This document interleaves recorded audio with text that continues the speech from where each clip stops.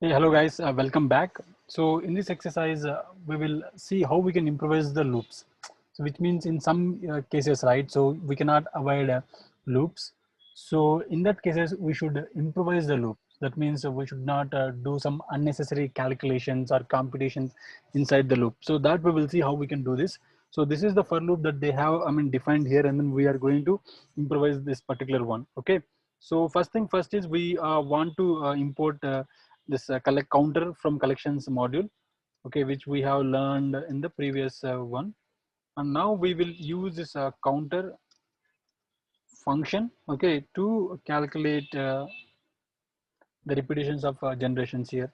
And from this loop, if you carefully notice here, what is the mistake here? See, if you take a look at this first line, right? Total count the length of generations. So it is like a one-time activity, right? So if I find the length of generations, so that will be common in the entire loop, isn't it? So it won't change in the first iteration, second iteration, but unnecessarily we are keeping this inside the loop. So that means this is incorrect. So we should move this outside of this one. That is what they are asking us. Let's copy this one as well and keep it here. So that's all guys. For this exercise, if you run this one, you will get the proper output and then you can submit it. Okay, so let's move on to the next one.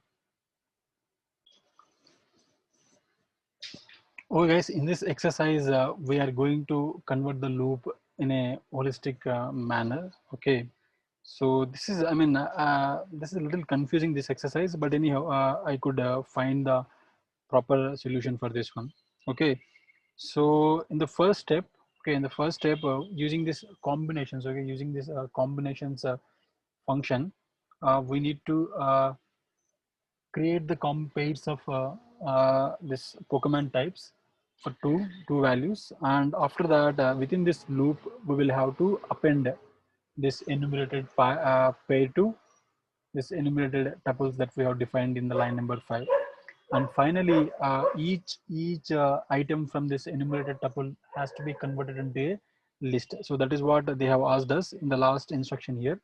So for converting that, we used a map function here. Okay, so map of list and the tuple.